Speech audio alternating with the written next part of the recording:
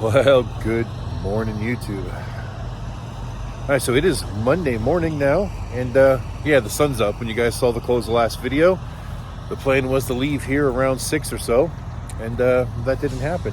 So originally I had planned getting up at 6:30, actually being on the road by about 7 a.m. Well, at 6:30 when the alarm went off, it was so cold in Goliath. Katie and I were just bundled up, shivering, and we didn't feel like getting out of bed. Plus, by the time I got to the end of the video, it was almost 3 a.m. So I was a little bit more tired than I wanted. And I'd already been up since like 7 a.m. the day before. So I was tired. There's no doubt about that. So we got a little bit of a late start. Now the sun's coming up. It doesn't feel so bad. It is still chilly. And the nice thing about that is it gave me the perfect opportunity to tell you about Aurora. So a couple months ago, they sent me this hoodie. It's actually got a battery in it, guys. And it's my first time using it right now. And so far, it's pretty snuggy. I can feel the heat coming down my back. It's making it very pleasurable this morning.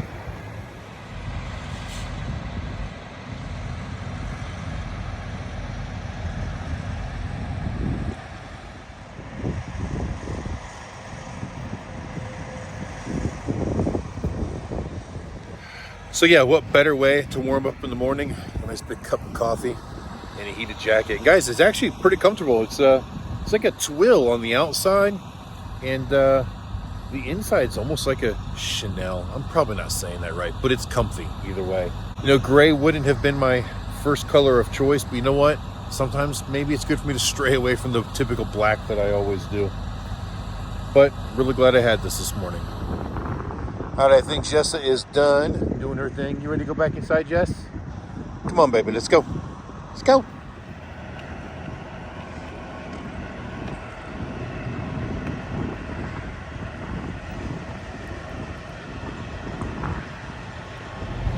So anyway, we ended up sleeping till a little bit after 8, like 8:06 or something like that. I think is when I climbed out of bed, made coffee, got dressed. So maybe we'll actually be able to hit the road by about 9.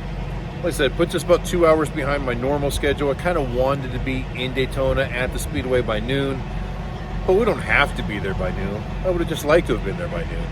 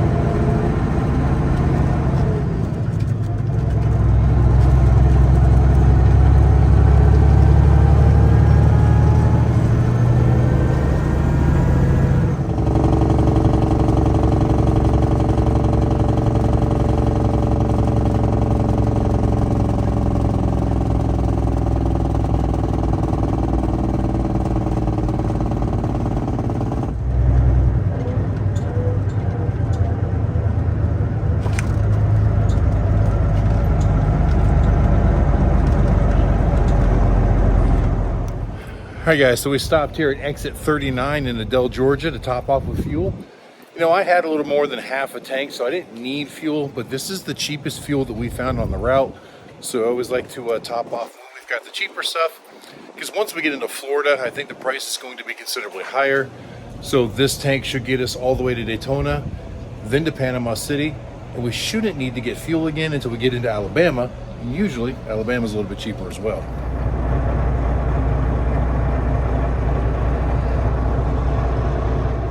All right, so after fueling up and cleaning the windshield, I pulled forward from the fuel island. Katie ran over to the Wendy's while I was fueling things up and grabbing some breakfast. So we're gonna wolf this down real quick and get right back on the road.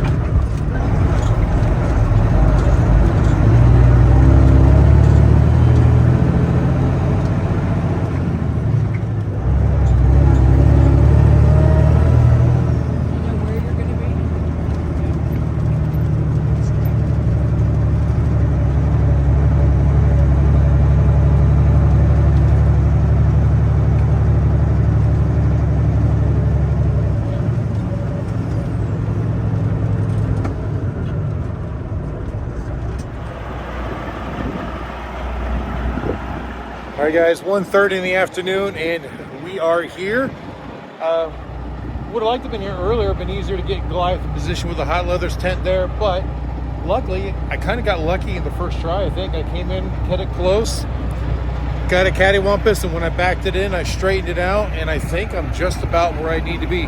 Might pull forward a couple more feet. As you can see, they put markers on the ground for us. So this should be the front corner of my spot right here.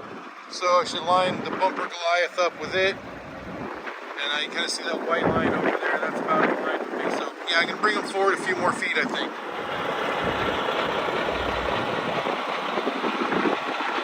But we're also a little cattywampus this way, because the ground drops to the low spot here.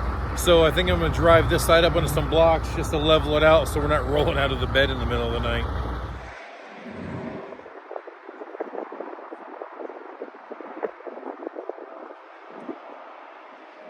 Well, that's as level as we're going to get it. I misjudged my placement on that one. It's barely under the tire. That one's, man. Oh well. Trailer wasn't as much of my concern. The house is more of a concern to me than the trailer was. But we're here. We're parked. Now, Talon is en route. He left the house this morning, so he may not get here till much later today. Katie had talked about us putting the awnings up at least today, and then waiting to do the rest of the setup tomorrow. And I was all for that. One, just because it gives us some shade. But it is kind of breezy right now, and there's been some pretty good gusts here and there. In fact, I've had to be careful when I'm recording that I'm not in a windy spot. And with just being Katie and I don't know that's a good idea for us to try to put these awnings up by ourselves, because when the wind gets them, sometimes they're very difficult to control, and it takes multiple hands sometimes. So, we'll see.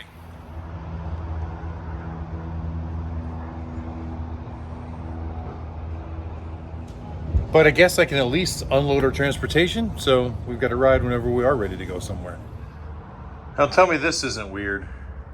One of the pieces of flooring has come loose and shifted under that tire, but the snowmobile did not move at all.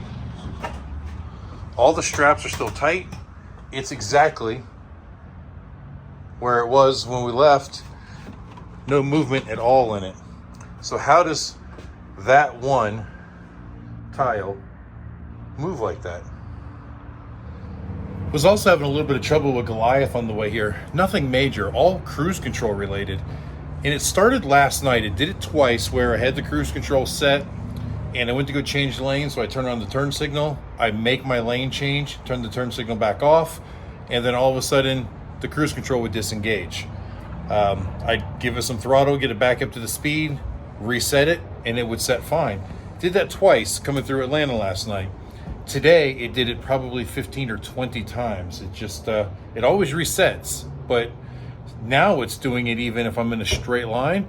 It'll just, like, you'll feel it load, it'll start to give it throttle, and then cruise control just disengages. I don't know why. Well, the winds have actually died down a little bit, so Katie and I decided we'd go ahead and at least start. We'll get the awnings up, and if we can't get them all the way up, no big deal, but we'll at least get the framework up. And then maybe when Talon gets here, he's still a few hours out, but maybe when Talon gets here, if we can't do it on our own, he can jump in and help. So as you see, we got the framework up for the trailer awning. Now I'm going upstairs to untie the framework for Goliath and hand it all down to Katie, and then I'll have to come back down to put it in place. And this is where it's a little bit challenging doing this with only the two of us, because normally I would hand all this metal down and the guys would just hook it down there, then Katie would kind of help them align stuff. But she has trouble reaching the top brackets with the really long bars, because it takes a lot of strength to hold a rod that long with the leverage on the end of it. So, yeah, no pun intended. So I'll hand everything down to her, and then now she's got me all up here cracking up. Anyway, I'll hand it all down to her and get my top framework built. Then I'll have to go down and assemble everything. Then I'll have to come back up to finish everything up here again. And Jessa's just down there hanging out, being a lazy dog. A lazy dog. Hi, Jessa. Jessa. Happy tail.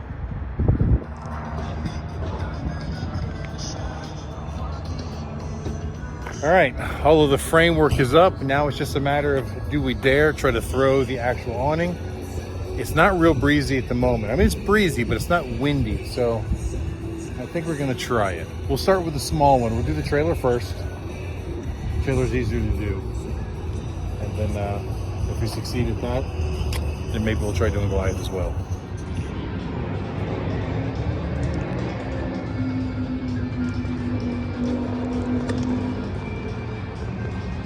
All right, as you can see, the awnings are primarily up. We still got to hang our curtains, and I've got to put this filler piece in up here over that gap, but we're going to take 5 and relax for a minute, and then we'll get up there and do that. Sure is a whole lot more work with just 2 people. We've probably spent, I don't know, 2 hours doing this when it's all said and done, where, you know, with the crew here, we literally get it done in 35, 40 minutes. Well, we've been done for a little while. Now it is time to go get some dinner. It's starting to get dark. It's almost 7 o'clock, and we got some friends, and Talon is going to meet us over at Cheddar's. We love Cheddar, so we're going to go ahead and grab dinner there tonight. But before I do, you can barely see that sun setting over there behind the store, making a nice pinkish purple color on the sky. And then when you turn here, it's actually lighting up the Speedway, kind of purplish, pinkish.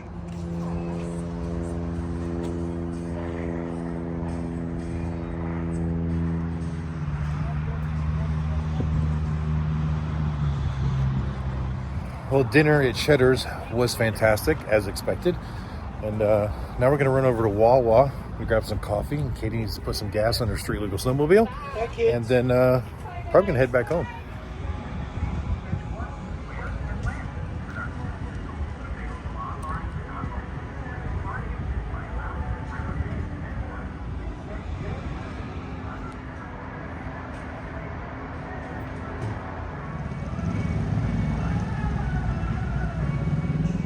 All right, guys, so it's 9 o'clock at night now, and Katie has fueled up her street legal snowmobile, and we grabbed some coffee to warm up. It's quite chilly out. The ride was pretty cool. Kind of wish I saw that Aurora hoodie on, but I've got my riding hoodie on at the moment with the armor and everything in it from Heroic Racing. So I think we're gonna cut this one short. I'm gonna go home, go to bed, and get a good start tomorrow. Tomorrow is setup day. I think everyone's gonna be there around 9:30 or 10 a.m. Like I said, the awning's already up, so it should make tomorrow relatively easy. But there was one other thing I wanted to talk about today, and for the life of me, I can't think of it right now. So it's gonna have to wait till another day. So thank you guys for watching. I hope you enjoyed it. And until the next time we see you, keep those engines running.